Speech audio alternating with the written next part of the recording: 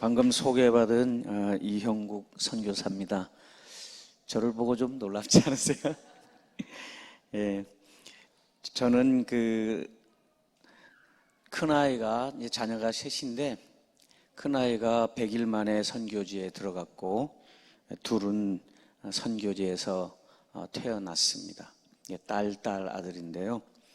큰딸이 미국으로 공부를 하러 이제 고등학교를 졸업하고 가게 됐습니다.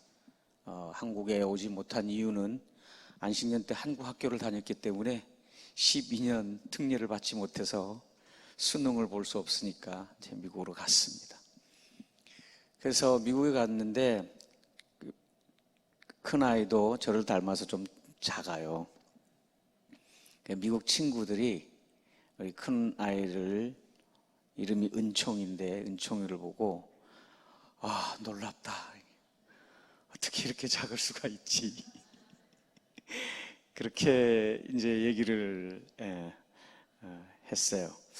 그러니까 이제 우리 큰아이가 웃으면서 니네 나를 보고 놀랍냐? 우리 아빠 보면 더 놀랄걸? 그러면서 저한테 보이스톡으로 아빠 내가 이렇게 얘기했어 그러더라고요. 그래서 그 얘기를 듣고 그렇지, 난 작지. 나는 뭐 키만 작은 게 아니고 손가락도 큰 줄 알았는데 손가락도 몽당몽당하고 작고 난 눈도 작지. 제가 눈이 너무 덮여서 쌍수했어요. 여기는 커졌는데 그때는 작았어요. 근데 나를 보면 놀랍지. 놀랍죠? 놀랍지. 근데 더 놀라운 건 그렇게 작은 나를 사용하신 하나님은 더 놀랍지. 크신 분들은 아멘 안 하시고 작으신 분들은 정말 놀라우신 하나님이십니다. 여러분, 누가 이 평택에 있는 이 한 곳에서 하늘의 뜻이 이루어지도록 기도하고 있다고 알고 있겠습니까? 그러나 여러분이 드리는 이 기도가 하나님께서 받으시고 하늘 문을 여시고 이 땅뿐만 아니라 선교지에 세계 방방곡곡에 땅끝까지 하나님께서 여러분을 통해서 여러분의 기도를 통해서 정말 작은 한 모퉁이 있는 곳에서 하나님을 향하여 드리는 기도를 통해서 역사하시고 구원을 이루시고 하나님의 뜻을 이루시는 줄 믿습니다. 하나님의 말씀을 저희가 먼저 보도록 하겠습니다. 하나님의 말씀은 누가복음 10장 25절부터 37절까지입니다. 누가복음 10장 25절에서 37절까지 우리 함께 교독하도록 하겠습니다.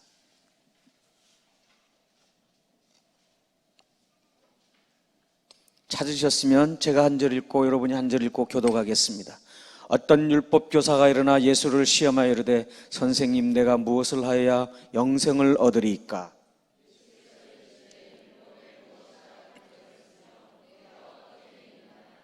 대답하여 이르되 내 마음을 다하여 목숨을 다하여 힘을 다하여 뜻을 다하여 주 너희 하나님을 사랑하고 또한 네 이웃을 내 자신과 같이 사랑하라 하였나이다.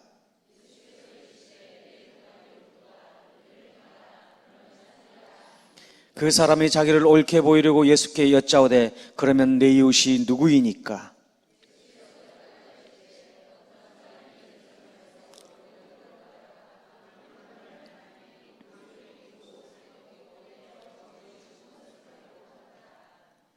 마침 한 제사장이 그 길로 내려가다가 그를 보고 피하여 지나가고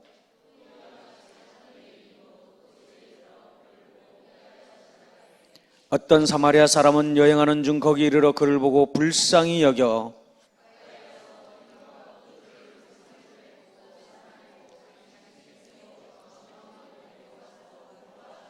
그 이튿날 그가 주막 주인에게 되내려온 돌을 내어주며 이르되 이 사람을 돌보아 주라. 비용이 더 들면 내가 돌아올 때 갚으리라 하였으니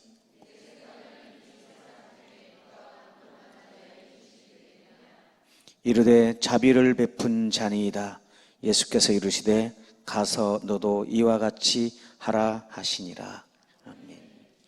저는 태국 치앙마이의 북쪽에 있는 산 마을의 산간 지역에 우리가 익히 말하는 산지족, 산부족, 힐 트라이브스인 라후족을 섬기고 있습니다. 저희가 섬겼던 라후족은 미전도 종족이었습니다. 그들은 산에 살고 있었고 마을마다에는 무당과 이장이 있었습니다. 그들의 삶은 가난했고 학교를 다닌 적이 없고 글을 읽을 수 있는 사람이 없었습니다. 병들어서 병원에 갈 수가 없기 때문에 그들은 아편을 먹기 시작을 했습니다. 그러다가 아편 중독이 되었습니다. 아편 중독을 되다 보니 아편을 더 먹기 위해서 땅도 팔고 그러다가 더 이상 팔 것이 없어서 어떤 사람은 딸을 팔기도 했고 초등학교 6학년인 아이를 매춘을 시키기도 했습니다. 그들은 무당의 우상숭배에 사로잡혀 있었습니다. 그리고 산마을에서는 아무것도 할 수 없는, 농사회는 할 수 없었기 때문에 아이들은 그들이 부모들이 한 것처럼 일찍 여자 나이 13살 또는 15살에 결혼하기 시작을 했습니다. 결혼하고 싶어서 한 것이 아니라 사춘기 때 욕정을 이기지 못하는 남자아이들과 함께 지내다가 임신을 하면 결혼했고 그 남자아이는 여자 집에 가서 일을 하다가 견딜 수 없어서 1년이면 거의 다 도망가 버리는, 그래서 가정이 깨어지고 또 깨어지는 그러한 사람들이었습니다. 그들은 라후족은 자기들의 표현대로 우리는 동물처럼 이 산에 살다가 동물처럼 죽어갑니다 라고 고백했던 그 사람들이었습니다. 우리는 하나님께서는 우리에게 그 사람들을 맡기셨습니다. 그 사람들은 예수를 거절하던 사람이었습니다. 어떤 마을은 우리가 세웠던 교회를 불태웠고 어떤 마을은 핍박을 했고 어떤 마을은 선교사가 올라오면 불태워 죽여버리겠다고 한 마을도 있었습니다. 그렇게 거절하던 그들에게 우리는 들어가서 그들 아이들이 학교에 다니지 못하고 있고 그리고 하루 세 끼를 다 먹지 못하는 것을 알고서 어린이 기숙사를 지어서 그곳에 데려다 놓고 태국 학교를 보내기 시작을 했습니다. 그래서 지금은 어린이 선교센터 2군데에서 110명의 어린아이들을 양육하고 있습니다. 양육비는 한 달에 3만 원인데 한국교회의 후원금으로 하고 있습니다. 거기에서 졸업한 학생들 중에서 우리가 뽑아서 매아이 선교센터에 중고등 학교를 보내주는 기숙사를 또 센터를 세웠습니다. 거기에서 우리들이 중고등학교를 보내줬습니다. 학비며 거기서 먹고 사는 모든 것을 다 지원을 했습니다. 그렇게 하는 이유는 늘 부모님들은 학교를 보낼 수 있는 능력도 없었고 학교가 가서 공부하는 것조차도 모르는 사람들이었기 때문입니다. 그들의 삶이 라후족 삶이 교육이 아니고서는 변화될 수 없다는 것을 우리는 깨닫고 그때부터 아이들을 보내고 3시간 넘어 있는 치앙마이에 있는 대학교를 보내기 시작을 했습니다. 현재는 매아이 센터에 30명의 중고등학생이 있고 치앙마이에서 약 12명의 학생들이 대학교를 다니고 있고, 대학교를 졸업한 학생들 중에서 10명이 현직 교사가 되었으며, 간호사, 컴패션 디렉터, 마을의 이장이 되어 살아가고 있습니다. 우리가 그 산마을에 개척한 교회는 19군데입니다. 주석신자 전체를 다 모으면 800명이 되고, 미래를 위해서 우리 학생들 중에서 뽑아서 우리 교단신학교인 서울신학대학교에 보냈고, 신학대학원까지 졸업을 해서 목사 안수를 주었고, 지금은 선교사들과 함께 잘 사역을 하고 있습니다. 이러한 우리가 했던 것들을 지난날의 사진이 아니라 최근의 사진을, 동영상을 여러분들에게 보여드리도록 하겠습니다. 이 동영상은 우리는 제 혼자 사역하는 것이 아니라 팀으로 함께 사역을 하고 있습니다.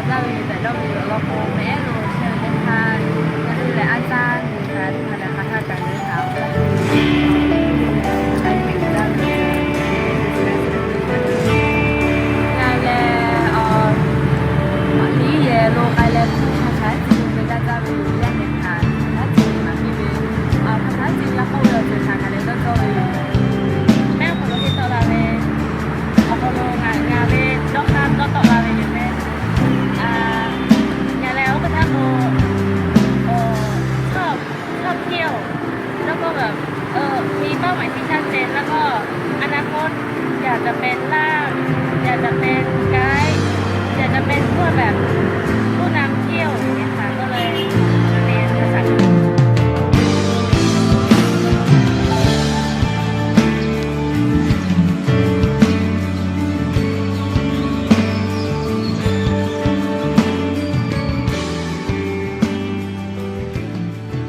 제가 선교하면서 깨달은 것은 선교는 사랑입니다. 선교는 하나님의 사랑을 드러내는 일입니다. 예수 그리스도를 알지 못하는 사람들에게 예수의 사랑을 전하는 것입니다. 사람을 향한 하나님의 사랑을 흘러보내는 것입니다. 그런데 이 사랑이 선교지에서는 생명을 구합니다.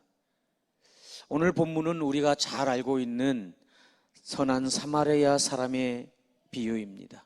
오늘 밤에 여기 앉아 계신 여러분들도 너무나 이 본문은 보지도 않고도 말을 할 수 있는 내용입니다. 저는 이 말씀을 가지고 선교지에서 제가 경험한 것들을 간증하며 말씀을 한 번 더 생각해 보려고 합니다. 어릴 적부터 교회를 다녔던 저도 교회 전도사님이나 선생님을 통해서 이 말씀을 익히 배워 알고 있습니다. 그때 제가 배웠던 때는 죽어가는, 강도 만나 거반 죽어가는 사람을 돕지 않은 제사장과 레위인은 나쁜 사람이고 그를 도운 사마리아 사람은 선한 사마리아 사람이니 선한 사마리아 사람이 되어야 한다는 거였습니다. 근데 제가 자라고 또 목사가 되어서 성경을 계속 읽어나가는 중에 성경이 과연 선한 사람, 악한 사람, 좋은 사람, 나쁜 사람을 말하기 위해서 예수 그리스도께서 이 비유를 했을까라는 의문을 가지면서 다시 읽어보기 시작을 했습니다. 그것은 아닐 것입니다. 성경은 이 본문은 이렇게 시작합니다. 한 율법 교사가 예수님을 시험하여 이르되 선생님 내가 무엇을 하여야 영생을 얻으리까. 율법 교사가 등장합니다. 율법을 너무나 잘 알고 있고 율법을 너무나 잘 지키고 있고 율법을 가르치고 있는 율법 교사가 예수님을 시험하기 위해서 영생을 얻으려면 어떻게 하여야 무엇을 하여 영생을 얻을까요? 라고 질문할 때에 예수님은 무엇을 행하라고 말씀하시지 않냐고 율법 교사에게 뭐라고 기록되어 있니? 라고 묻습니다. 그때의 율법 교사는 내 마음을 다하여 목숨을 다하여 힘을 다하여 뜻을 다하여 주 하나님을 사랑하고 또한 내 이웃을 내 자신과 같이 사랑하라 하였나이다 라고 말을 합니다. 그때 예수님께서 너의 대답이 옳도다. 이를 행하라. 그러면 살리라. 그때에 29절에 보니까 그 사람이 율법 교사가 자기를 옳게 보려고 예수께 여짜오되 내 이웃이 누구입니까? 라고 물었습니다. 이 질문에는 이웃이 누구인지 모르는 것이 아니라 나는 내 이웃을 내 몸과 같이 사랑하고 있습니다. 나는 하나님을 그렇게 사랑하고 있고 내 이웃을 내 몸과 같이 사랑하고 있는데 내 이웃이 누구입니까? 라고 마찬가지로 시험하려고 하는, 그러나 거기에는 나는 그것을 행하고 있다는, 의롭다는, 옳게 보이려는 숨은 의도가 있었습니다. 저는 선교 초기에 우리 라오 형제들에게 나의 의로움으로 그들에게 다가갔습니다. 나는 목사였고 나는 선교사였고 나는 최소한 그들처럼 죄를 행동으로 범치 않고 있고 나는 하나님을 믿고 있고 난 구원받은 사람이고 내가 성경을 배운 사람이고 신학을 배운 사람이고 그리고 내가 한국에 와서 교회를 방문해서 후원을 받아서 그들을 주는 자이고 그런 마음, 의로운 자요, 가진 자요, 가르치는 자요, 그렇게 그들 앞에 다가갔습니다. 그러나 그들은 제가 가르치는 말 듣지 않았습니다. 앞에서는 그렇게 하겠다고 했지만 하지 않았습니다. 내가 언어를 잘 못할 때는 선교사님이 우리 라오어를 몰라서 그래요 그랬고, 내가 라오말을 좀 하기 시작하니까 선교사님이 우리의 문화를 몰라서 그래요 그러고, 내가 라오말 많이 잘하고 시작하니까 우리 라오 사람들은 그렇게 표현하지 않아요 그렇게. 우리 현지 목회자들조차도 내가 이야기했던 것들, 가르쳤던 것들을 행하지 않는 거였습니다. 대답은 하는데 그 다음 주에 가보면 아무것도 하지 않았습니다. 하나님께 기도했습니다. 하나님, 나는 화가 나요. 하나님, 나는 점심값 700원을 아껴가면서 이 사람들을 도와주려고 하는데 하나님, 이들은 아끼지 않아요. 내가 이렇게 가르치고 이렇게 하라고 하는데 하나님, 이들은 그렇게 하지 않아요. 속에서 분노가 나고 라오스 사람들이 미워지기 시작을 했습니다. 때로는 마음속에서 쌍기역자가 나왔습니다. 그런 분노의 마음을 품고 사역하고 있는데 우리 산마을 교회에서 핍박이 일어났습니다. 예배를 드리고 나오는 현지 전도사님 뒷머리를 흙돌로 때려서 쓰러뜨리고 교회를 무너뜨리고 예배당을 무너뜨리면서 말을 하기를, 예수를 믿으려면 이 마을에서 나가고 이 마을에 살려면 예수를 버려라. 많은 믿던 사람들이 그 말에 살기 위해서 예수님을 버리겠다고 했습니다. 내 가정만 우리는 예수를 믿겠다고 하고 마을에서 떠났습니다. 그 사람들이 마을을 떠난다는 건 순교하는 거와 마찬가지입니다. 농사 짓던 땅, 가지고 있던 집 다 두고 20, 30년 살았던 곳을 다 두고 떠나야만 했기 때문입니다. 그들이 먹을 것이 없어서 제가 매주일 쌀을 사가지고 그들과 함께 한 달간 예배 드리다가 더 이상 버틸 길이 없어서 그들은 살 길을 찾아서 뿔뿔이 흩어졌습니다. 그 마을을 생각을 하면 내가 부족해서, 내가 열심히 하지 않아서, 내가 기도를 열심히 안 해서, 나 때문에 저 산마을 교회가 무너졌지. 내가 다시금 이 산마을에 교회를 세우게 돼. 그렇게 작심하고 매주 산마을을 갔습니다. 그것은 제가 살고 있는 매아이 선교센터에서 자동차로 2시간 반, 모터배로 강을 따라서 30분, 그리고 차로 1시간 걸어야만 하는 마을이었습니다. 매주 주일만, 토요일과 주일날만 되면 찾아갔는데 그렇게 반겨줬던 사람들이 저를 만나주지 않는 거예요. 심지어 문도 열어주지도 않고 물 한 모금도 주지 않는 거예요. 산을 올라가다가 혹 저를 만나면 얼굴을 피하여 지나갔습니다. 1 달, 2 달 그렇게 지나갈 때 저는 하나님께 이렇게 부르짖었습니다. 하나님, 왜 저를 이곳에 보내셨어요? 예수 그리스도를 거절하는 사람들, 예수 그리스도를 핍박하는 사람들, 나를 반겨주지 않는 이 사람들, 왜 저를 여기에 보내셨어요? 그러면서 울부짖으며 그 산마을을 걸어 올라갔습니다. 그렇게 걸어 올라갈 때 하나님께서는 제게 그 사람들을 사랑하시는, 그 사람들을 긍휼히 여기시는 하나님의 마음을 제게 부어줬어요. 그 마음을 가지고 또 올라가고 또 올라가고, 만나주지 않더라도 올라가고, 얼굴을 돌려도 올라가고, 그 마을 한가운데서 마을을 한 바퀴 돌며 기도하고 내려오곤 했습니다.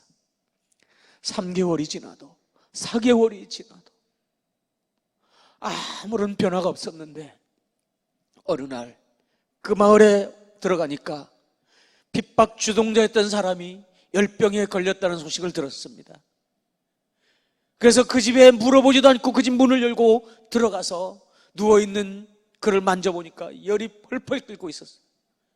옷을 벗기고 가져간 수건에 물을 적셔서 닦아주었습니다. 그리고는 이렇게 물어봤습니다. 내가 기도해 줄까? 기도해달라 그러더라고요. 하나님 앞에 간절히 기도하고 산을 내려오면서 하나님께 계속 기도했습니다. 하나님, 하나님의 긍휼하심을 이곳에 보여주시지 아니하시면, 하나님께서 저 사람을 고쳐주시지 아니하시면 누가 하나님을 믿겠습니까? 하나님 도와주십시오. 그렇게 6일 동안 내내 기도하고 있는데 7일 때 되는 날 소식이 들려왔습니다. 선교사님, 그 사람이 다 나았어요. 그래서 그 마을에 찾아갔습니다. 그리고 그 사람하고 이야기하는데 제게 이러더라고요. 선교사님, 우리를 사랑해 줄 사람이 필요해요.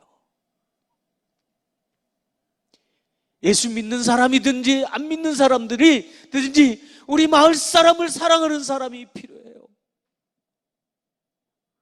그리고는 3개월 후에 거기에 다시금 교회를 세웠습니다. 제가 의로움으로 그들 앞에 설 때에 그 라우족은 만문을 열지를 않았습니다. 하나님이 주신 긍휼함으로, 하나님의 긍휼한 마음으로 그들을 품을 때, 그들의 자녀를 품을 때에 그들은 만문을 열었고 10년이 지날 때 그들은 제게 말을 하기를, 선교사님, 우리처럼 먹고 우리처럼 입고 우리처럼 자주어서 감사합니다. 그렇습니다. 우리의 의로움으로, 우리가 옳다 여기는 그것으로는 만문을 열 수도 없었고 주님께로 인도할 수도 없었고 생명을 구원할 수도 없었고 그들에게 다가가는 것이 나의 진실함이 아니었었습니다.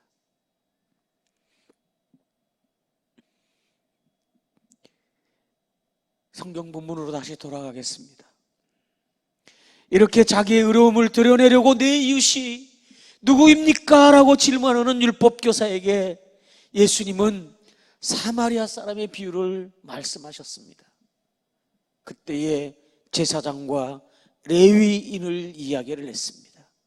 제사장과 레위인은 강도 만나 피 흘려 거반 죽어가는 사람을 보고 성경에 보니까 피하여 지나갔다라고 썼습니다.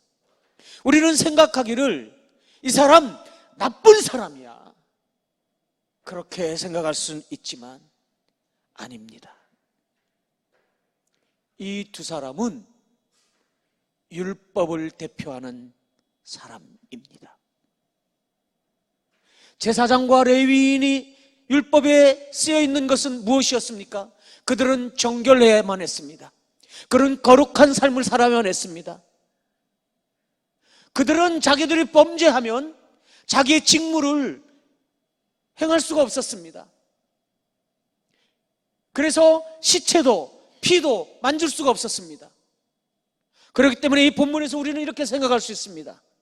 제사장과 레위인은 내가 만일 저 죽은 사람, 아니 죽은 사람, 정확하게는 알 수는 없지만 저기 쓰러져 있는 저 사람을 만져서 도와준다면 나는 내 직무를 행할 수가 없어. 아니 내가 다시금 예루살렘으로 올라가서 정결 예식을 행하고 내 직무를 하려고 기다려야 될는지도 몰라. 그러나 율법에는 시체를 만지지 않아도 된다고 하였으니 나는 이 사람을 피해서 갈 거야. 율법의 대표를 말하는 것입니다. 율법에 쓰여 있는 문자대로 행한 사람들이었습니다. 자기는 의롭게 되었을는지 모르지만 생명은 구원할 수가 없었습니다. 그러나 사마리아 사람이었습니다. 여행지에 있는 사마리아 사람이 강도 만난 사람을 도와주었습니다. 사마리아 사람은 여러분 어떤 사람이었습니까? 유대인들은 그들을 개같이 여겼다고 했습니다. 멸시했고 천대했고 상종하지 않았고 그렇게 자기를 하대하고 멸시하고 개같이 여기는 사람에게 사마리아 사람은 다가가서 그 상처에 포도주를 부어 치료해주고 주막 가지고 데려가서 치료했다고 말을 하고 있습니다. 이 사람은 어떻게 해서 이렇게 할 수 있었을까요? 성경에 보니까 33절에 이렇게 쓰여 있습니다. 우리 한번 같이 읽겠습니다. 어떤 사마리아 사람은 여행하는 중 거기 이르러 그를 보고 불쌍히 여겼습니다. 성경 본문을 찾아보니까 애타했다, 애끓는 마음으로 도와주지 않으면 어찌할 수 없는 마음을 가지고 예수 그리스도께서 우리를 불쌍히 여기셨다는 이 단어의 의미와 같은 그 의미의 불쌍히 여김으로 그는 다가가 자기를 멸시하는 민족을 한 사람을 도와주었습니다. 이 질문을 이것을 말씀하신 다음에 예수님께서 율법교사에게 이렇게 질문을 합니다. 내 생각에는 이 세 사람 중에 누가 강도 만난 자의 이웃이 되겠느냐? 근데 우리 성경을 읽으면서 한번 더 생각해 봤으면 좋겠습니다. 율법교사는 예수님께 내 이웃이 누구입니까? 라고 질문을 했습니다. 근데 예수님은 율법교사에게 누가 강도 만난 자의 이웃이냐라고 물으셨습니다.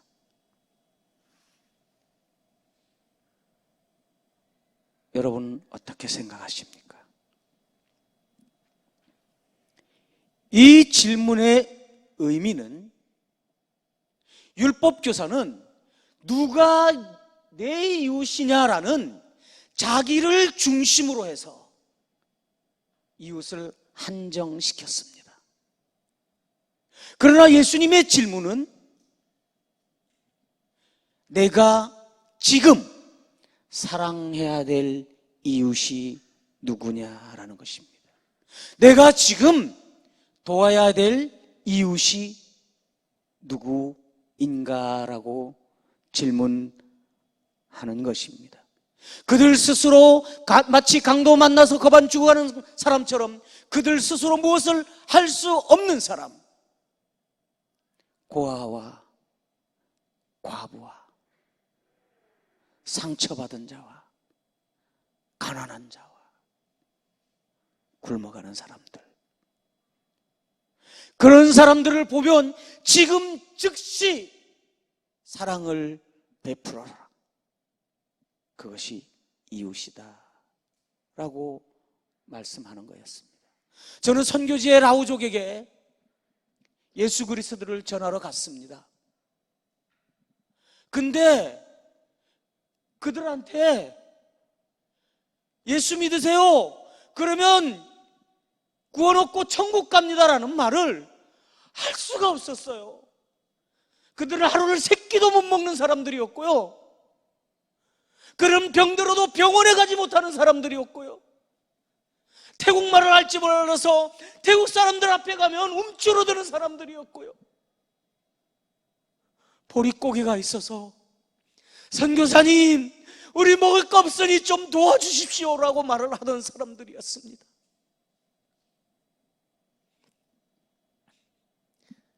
그들을 바라보면서 그들에게 복음도 전해야 되지만 먹여야지, 공부 가르쳐야지, 그들의 자녀가 나의 자녀인 양 내가 길러야지, 그런 마음으로 그들에게 다가갔습니다. 왜 그랬냐고요? 주님이 저를 그렇게 사랑하셨기 때문입니다. 내가 나같이 정말 더러운 죄인을 주님이 먼저 다가와 주셔서 나를 사랑하셨고 나를 품어주셨고, 내가 가난한 어린 시절, 그렇게 어려웠던 시절에 주님이 제게 사랑을 주셨기 때문이었습니다. 주님은 이 말씀을 하시면서 우리에게 말씀하시기를, 가서 너도 그와 같이 하라. 이렇게 하는 사람이 영생을 받은 사람이고, 이렇게 살아가는 사람이 하나님을 사랑하는 사람이고, 이렇게 살아가는 사람이 내 이웃을 내 몸과 같이 내 자신처럼 사랑하는 사람이라고 오늘 이 시간에, 지금 이 시간에 그렇게 사랑하라고 주님은 말씀하셨습니다. 사랑하는 성도 여러분, 우리 라우부족은 강도 만나 거반 죽어가는 사람과 같았습니다. 그들 스스로 무엇을 할 수가 없었습니다. 우리가 어린이 선교센터를 짓고 그 부모들을 어떻게 해서 설득을 해가지고 거기에 데려다 놨냐면, 이 아이가 우리 센터에 와서 우리가 먹이면 당신, 이 아이 먹을 밥이 남으니 당신 먹을 수 있잖아요. 그렇게 해서 데려왔어요.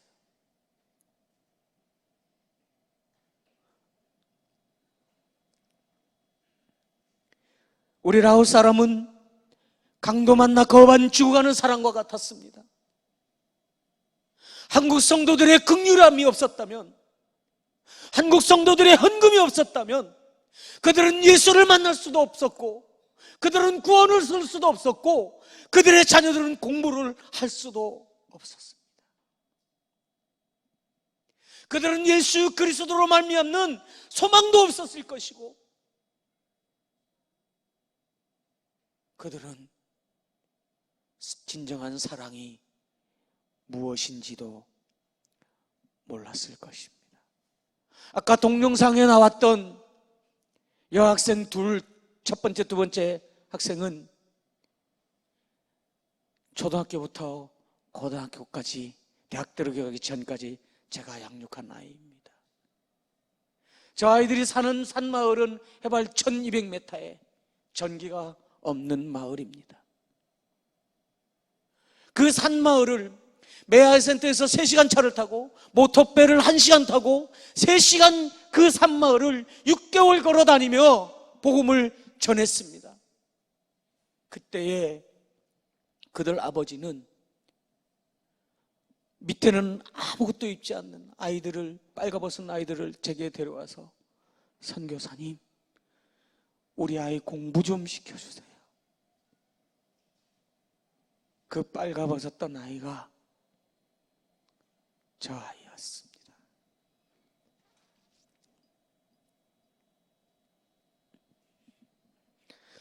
한국 성도들의 사랑, 후원이 없었다면 저 아이는 산마을에서 아이 어머니가 되어 그들 표현대로 그렇게 살다가 죽어갔을 것입니다. 우리 센터에서 사역하고 있는 필레라는 전도사가 있습니다. 우리 산마을 교회를 세웠을 때에 그는 동네 아이들을 데리고 돌멩이를 예배당에 던졌습니다. 그때는 우리는 다 대나무로 만든 집이었습니다. 지붕은 초가집이었고, 예배 때마다 와서 돌멩이를 던졌고, 심지어 어떤 때는 교회에 몰래 들어와서 헌금을 훔쳐서 계란을 사 먹었다고 합니다. 우리 전도사님은 그래도 그 아이를 품었습니다. 그 개척한 전도사님이 한국으로 유학 왔을 때에 다른 전도사님이 가서 사역을 했는데, 그때에 필레는 교회를 다니기 시작을 했습니다. 전도사님의 사랑을 받고 학교를 졸업한 다음에 매아이 선교센터 우리 신학교에 왔습니다. 신학교에 왔지만 성경을 한 번도 읽은 적 없고, 기도를 소리내어서 해본 적도 없고, 기도를 1분 이상 하지 못하는 그런 아이였습니다. 청소년이었습니다. 사춘기 아이였습니다. 산을로 드늘로 뛰놀던 아이가 기숙사에 머물러 있으니까 얼마나 힘든지 라우 글자도 모르고 그렇게 고통스러우니까 말썽을 부리는 거예요. 도망가기 시작하는 거예요.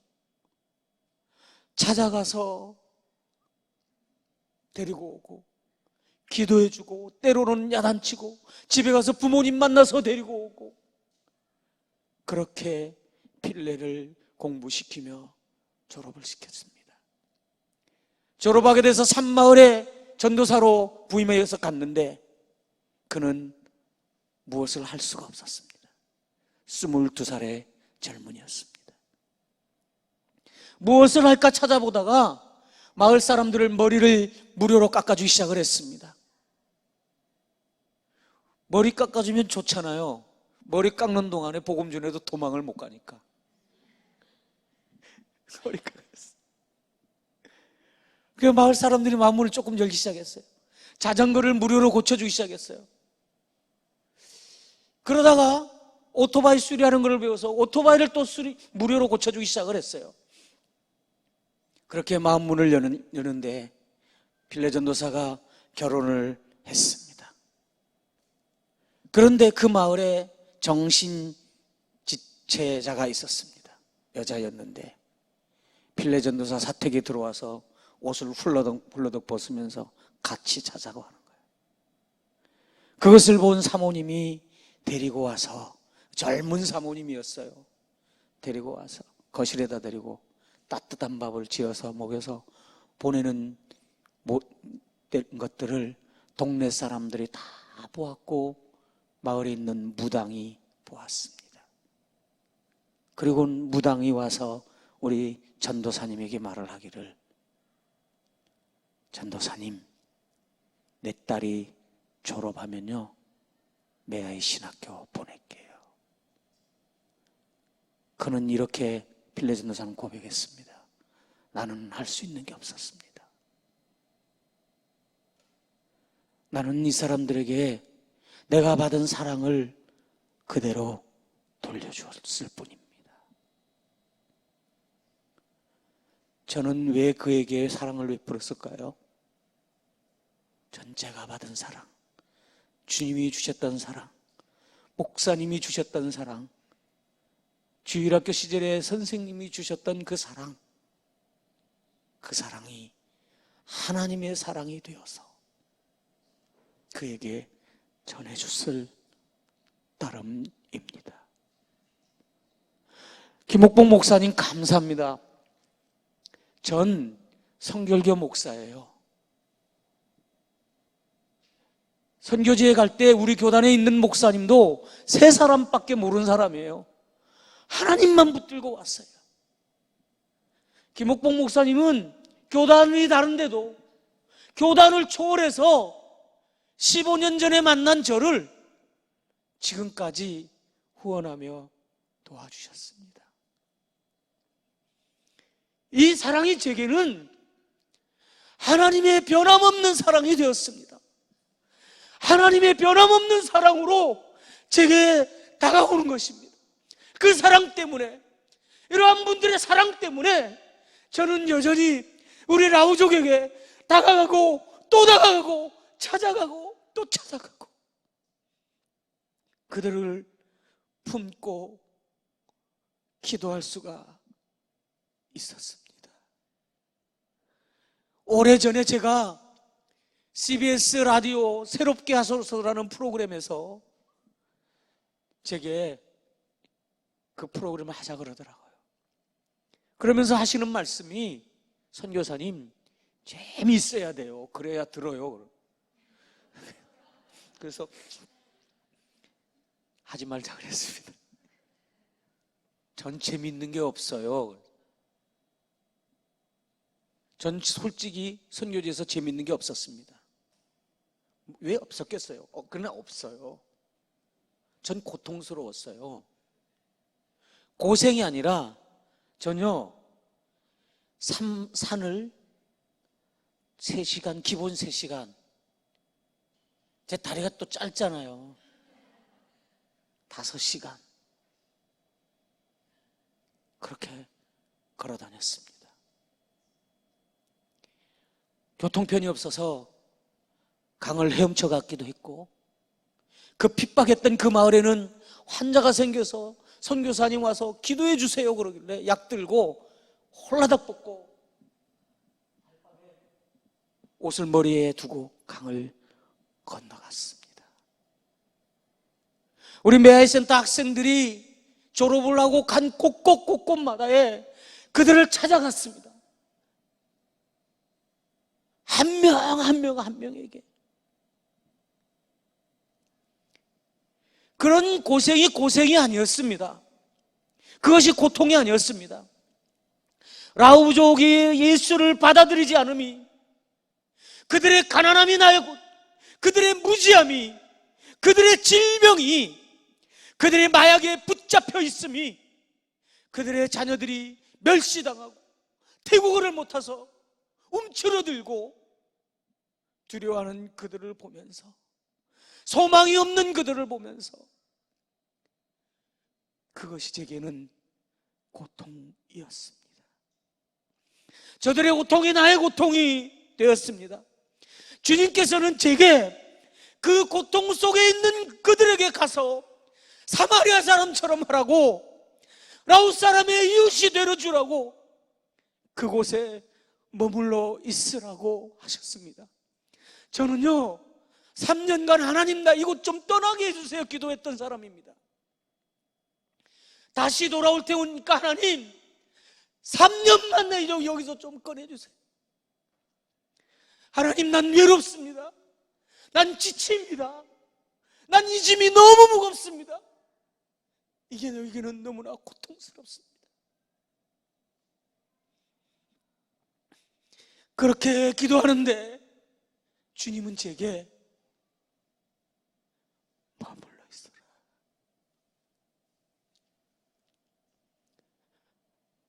제게 준 사랑을 라오스 사람에게 보여주라고 했습니다.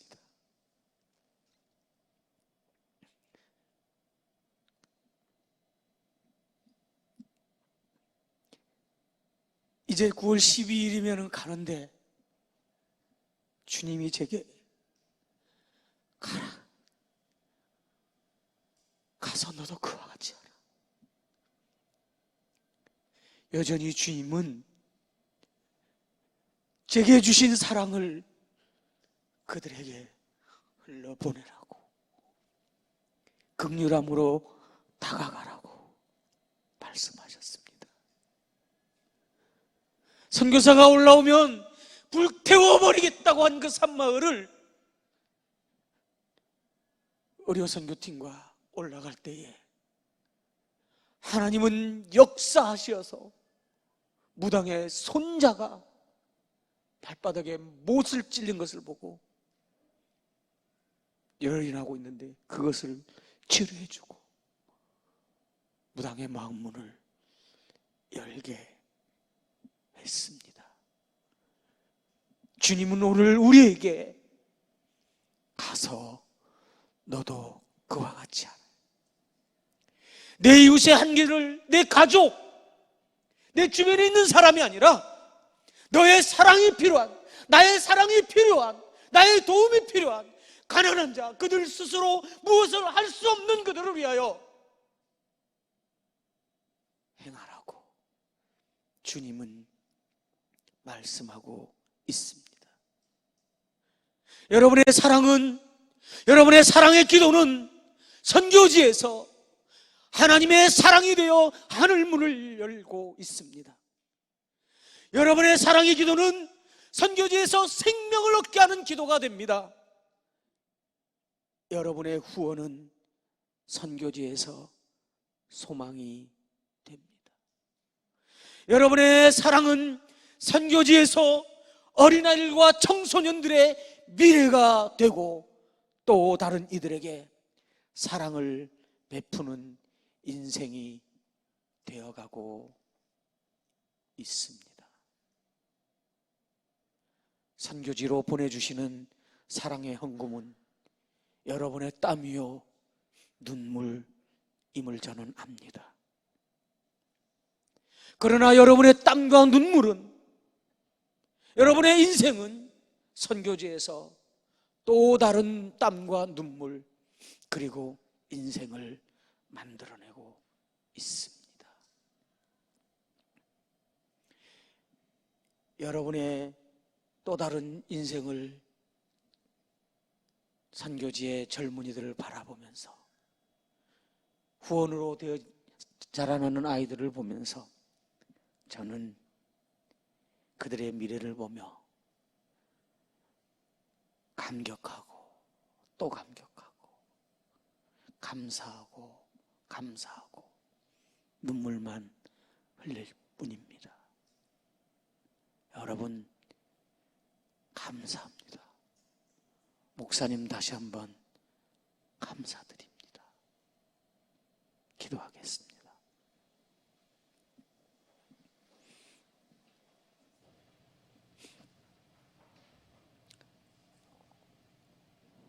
우리 말씀을 생각하면서 기도하겠습니다. 부족한 제가 간증한 것을 생각하면서 함께 기도하기를 원합니다.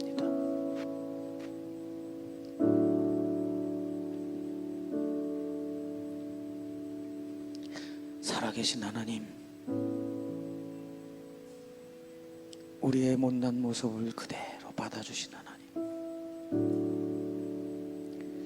그 하나님의 사랑을 생각하면 가슴이 터질 것 같습니다.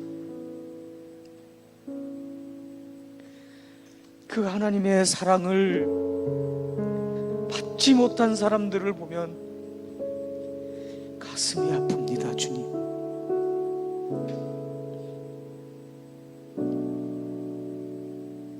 그들 스스로 무엇을 못하는 사람을 보면 하나님, 이 말씀을 생각나게 합니다. 가서 너도 그와 같이 하라. 하나님, 그렇게 하겠습니다. 그들의 이웃이 되겠습니다. 우리를 긍휼히 여기시고 이 마음 변치 않게 하여 주시옵소서. 예수님 이름으로 기도하였습니다.